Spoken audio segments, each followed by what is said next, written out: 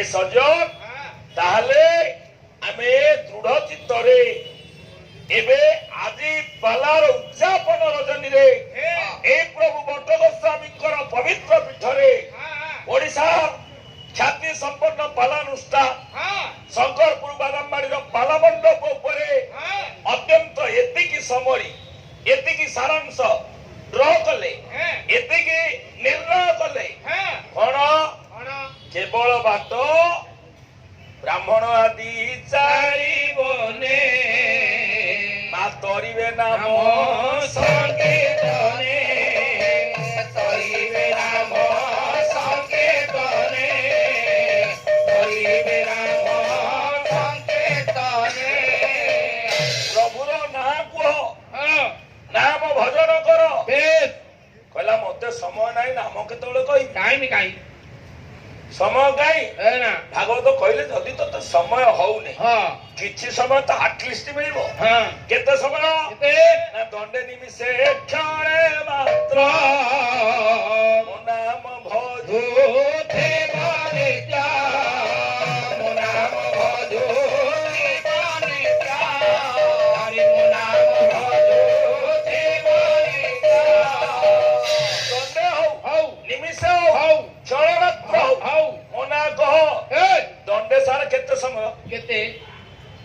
কেতে দণ্ডটা কেতে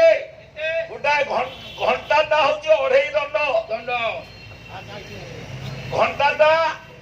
ଅଢେଇ ଦଣ୍ଡ 60 ମିନିଟ ସମାନ ଅଢେଇ ଦଣ୍ଡ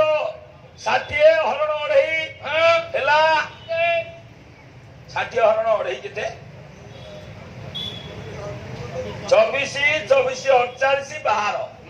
12 ମିନିଟ ହଉଛି ଗୋଟାଏ ଦଣ୍ଡ 24 ঘণ্টার যদি সময় ন হচ্ছে 24 মিনিট পাই মো নাম কহিলে এতে হব না এতে সময় নাই আউ টিকে কমা বলা নিমিষে কহ নিমিষে কেতে না চক্ষুর নাম উনি নহতই চক্ষুর নাম উনি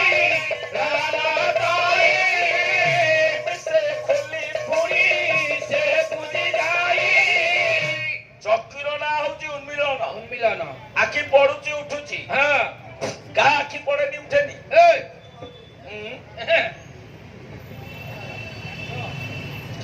গা আখি পড়েনি উঠেনি আম আখি পড়ুছি উঠুছি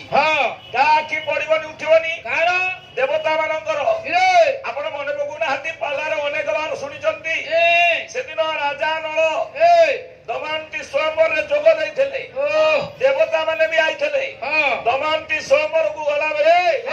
ଦେଖିଲା ଏକା ଭଳିଆ ପାଞ୍ଚଟା ନଳ ସବାରେ ତ ବସିଛନ୍ତି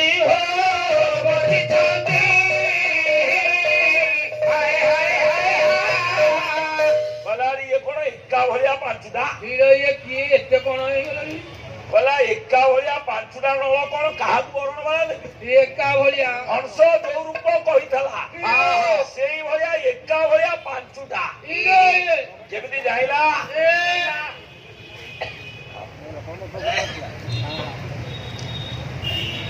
ଆରେ ରହ ବସେଇ ତାକୁ ସାଇଜି ମଝିରେ ରଖ କିଏ ନେଇଯାଉଛି ନା ଭାଇ